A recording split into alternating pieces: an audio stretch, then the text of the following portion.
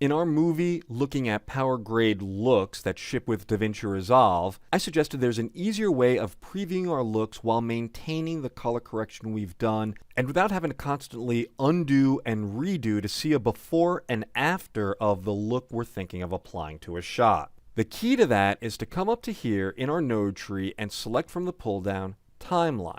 And I'll go ahead and select that, and DaVinci Resolve pops up a warning box. Switching to timeline mode is disabled, and it's telling me why. My timeline filtering is turned on. So I'm going to click OK and turn off my timeline filtering and go to all clips. Now with timeline filtering turned off, I can come to my timeline track, and there we go. My node tree has disappeared essentially, because what happens is there are actually several levels of color correction that we can do here in DaVinci Resolve. The basic level of color correction is at the clip level or the shot level. Each shot is a clip.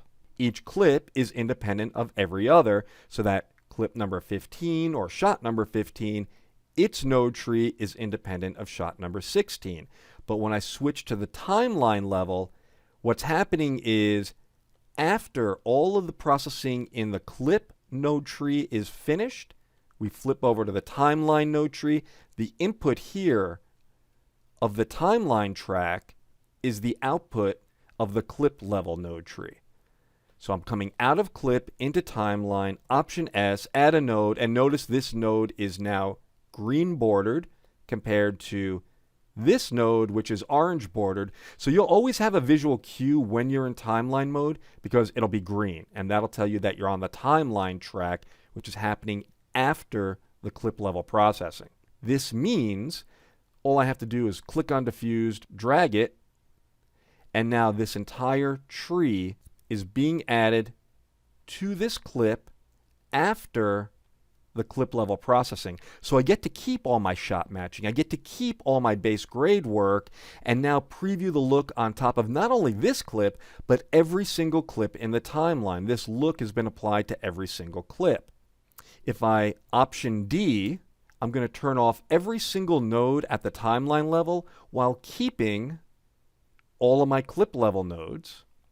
So now for a quick and before and after, it's Option D, on and off. Much cleaner than the undo and redo from the earlier movie on power grade presets. And if it turns out I don't like this, well, I can always just reset all grades and nodes, blows it away, Option S, and start all over again, let's say with our Night Safari. And like I said, this is getting applied to every shot in our timeline because the timeline track occurs over the entire timeline as represented by this mini timeline. This also makes it really useful for, and I'll undo this, technical nodes. So I've got a technical node that's designed to just desaturate illegal values. If I drag this still onto this node, it's going to replace it with the settings that I set up to isolate overly saturated pixels and then desaturate them to bring them back to legal levels. I'm now applying this on top of all of my color grading down here happening at the clip level.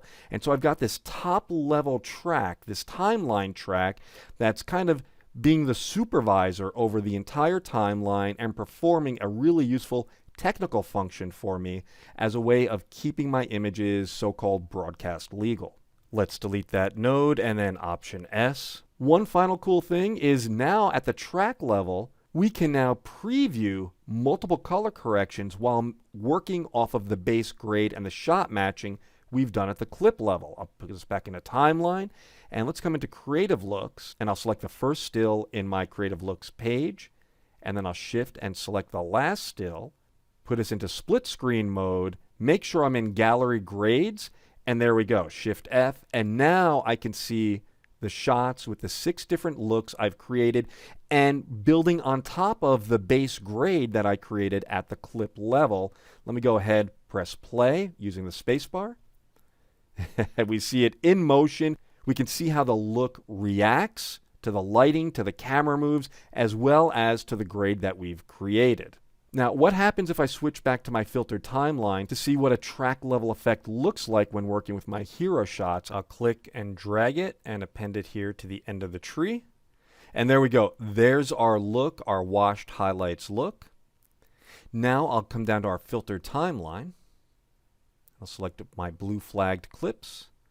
And everything in here has this look applied. I can't get to those in order to then readjust how this look works because it's at the timeline mode and I can't move into the timeline mode in a filtered timeline.